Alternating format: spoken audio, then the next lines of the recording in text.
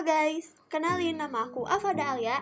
Di sini aku bakal bahas satu film yang genrenya itu romance dari dalam negeri. Dan film ini tuh populer di kalangan remaja dan dewasa.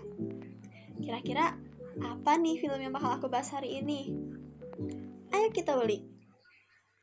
Masa lalu mungkin gak selamanya jadi pemenang, tapi punya ruangnya tersendiri di hati setiap manusia. Guys, kalian udah pada nonton belum film Anchika, Dia yang Bersamaku 1995? Kalau belum, kalian harus pada nonton sih dari sekarang. Gak perlu takut vibes-nya bakal berubah atau ngerasa gak cocok, karena cast Milea dan Dylan-nya di sini itu diganti. Malah, bisa jadi kalian bakal sangat suka dengan aktingnya Arbani di sini. Apalagi dengan karakter Anchika yang berbanding terbalik dengan sosok Milea. Nah, kalau gitu, apakah film ini cuma modal nostalgia atau ada kualitas sinema yang layak diapresiasi? Yuk, kita bahas bareng-bareng.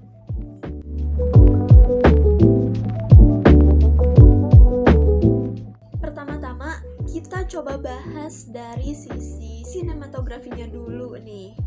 Secara visual, film ini cukup berhasil membangun nuansa Bandung era 90-an.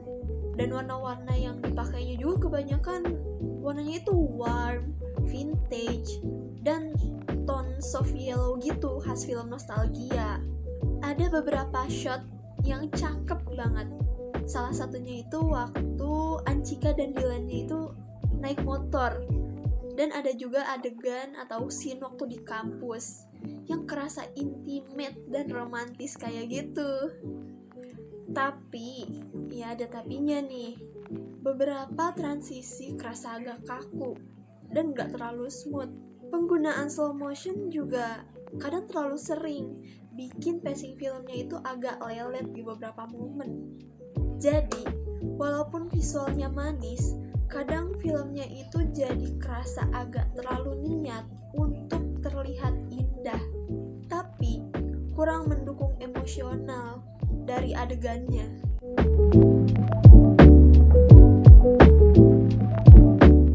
Di film ini, Dylan sudah menjalani hidupnya sebagai mahasiswa ITB dan keluar dari geng motornya.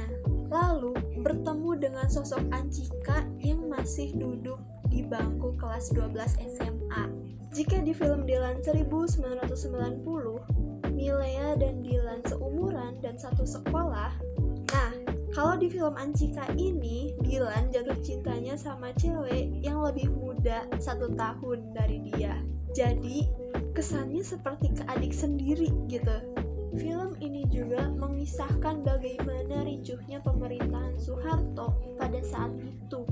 Apalagi Dylan sebagai salah satu mahasiswa yang aktif ikut berdemo dengan para aktivis dan mahasiswa lainnya.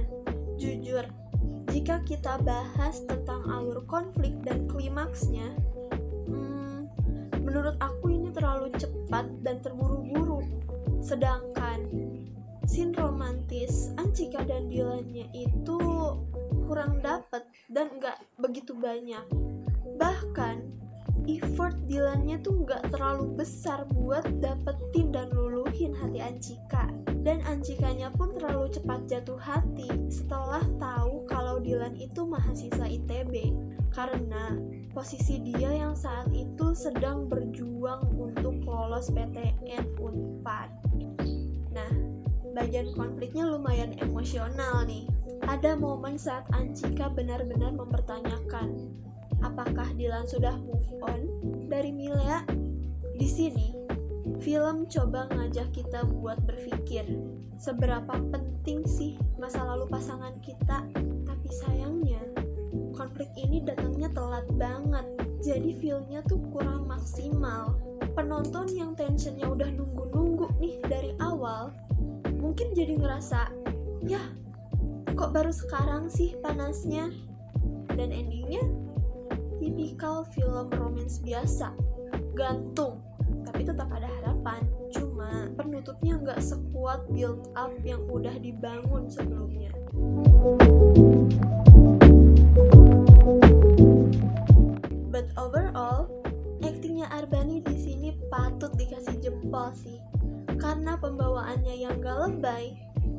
lebih ke kocak dibandingkan Dylan dulu yang terlalu dramatis dan pemikirannya belum dewasa. Walaupun pemeran Dylan diganti, itu tuh enggak menghilangkan sisi kocak dan uniknya Dylan yang sudah kental dengannya. Malahan di film Anchika ini tuh sisi kocaknya lebih kentara. Apalagi pemeran Anchika di sini yaitu Azizi Asadel sangat mendalami perannya sebagai sosok Anchika yang gak kenal takut, dingin banget, jutek parah, teguh pendirian, dan susah ditebak. Pokoknya tipikal cewek cool dan tomboy gitulah. Sangat jauh kan dengan karakter Milea yang lembut dan ramah. Di sini, Vidi Baik sebagai penulis dari novel tersebut sangat strategis dalam menentukan karakter Anchika. Sehingga nih, Anchika punya ciri khasnya dan ketertarikannya sendiri kepada Dylan. Pastinya akan lebih seru dan beda dibanding film universal Dylan lainnya.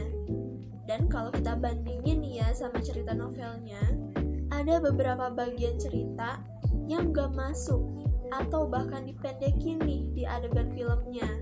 Kayak misalkan, yang pertama, Bono di novel sama di film tuh beda. Lebih red flag dan kasar banget Bono versi novel. Sampai berani bentak dan ngata-ngatain Anchika lewat telepon dan juga gak segan bentak-bentak Anchika. Kalau yang di filmnya, Bono gak terlalu kelihatan main kasarnya. Cuma ada beberapa adegan sih yang Bono tuh kelihatan kasar ke Anchika. Yang kedua, seperti yang aku bahas sebelumnya, adegan mesra Anchika sama Dylan tuh dikit banget. Lebih banyak adegan mereka marah-marahnya. Padahal kalau aku baca novelnya, aku tuh gak bisa nahan salting parah. Kayak misalnya, mereka tuh bikin jadwal untuk saling ngambekan. Kan itu hal yang unik sekaligus lucu juga kan? Kalau ditelaah lebih dalam, Bang Vidi ini sangat keren dalam menggambarkan sosok Dylan yang memiliki karakter yang beda dari sifat dan karakter cowok kebanyakan.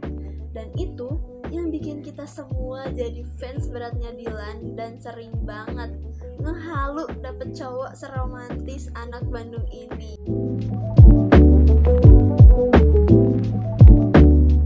Dan uniknya, film Anchika ini kebanyakan pemain dan karakternya tuh pada pakai bahasa Sunda. Jadi mengisyaratkan bagaimana bahasa Sunda atau ya bahasa sehari-hari orang Bandung saat berbicara atau ngobrol dengan orang lain ataupun teman dibandingkan film Dylan lainnya.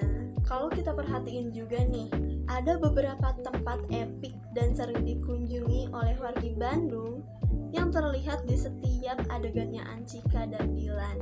Mungkin mirip-mirip ya teman-teman, kayak film Dylan yang sebelum-sebelumnya juga. Kayak misalkan nih, di film Anchika itu ada gedung Isola UPI Buksil waktu Dylan nembak Anchika sambil dorong motornya yang mogok. Terus juga ada gedung FPOK UPI waktu Anchika lagi naik angkot dan waktu Dylan tuh ngikutin angkot yang lagi ditumpangi Anchika, itu tuh ada di Jalan Dr. Oten, Bandung. Nah, siapa nih yang sering lewat jalan itu?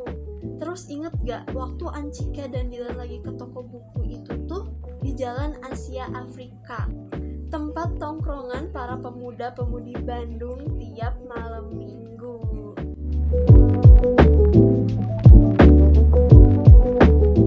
Secara keseluruhan, Anchika, Dia yang Bersamaku 1995 adalah film yang cantik secara visual, punya potensi besar di cerita, tapi kurang greget di eksekusi. Film ini kerasa lebih cocok buat yang udah familiar sama semestanya Dylan. Kritik utamanya, cerita terlalu pelan, terlalu banyak scene puitis yang akhirnya ngurangin impact emosional. Tapi di sisi lain, ini jadi pembuktian kalau Azizi Asadel bisa bawa peran berat dan pastinya tetap bersinar. Jadi buat kamu yang suka drama romantis dengan nuansa klasik dan visual yang estetik, boleh banget nonton film Anchika ini. Tapi kalau kamu cari drama yang penuh dinamika, mungkin kamu bakal ngerasa agak kecewa dengan film Anjika ini. Nah guys, mungkin segitu aja dulu pembahasan aku kali ini tentang film Anjika, yang sebenarnya aku nontonnya juga tim yang baper sih, walaupun mungkin dari teman-teman ada yang beda pendapat nih, tapi nggak apa-apa. Nah teman-teman, mungkin di lain kesempatan aku bakal coba bahas beberapa film lagi atau film-film lain lagi, dan tunggu konten selanjutnya ya teman-teman. I'll see you next time. Bye.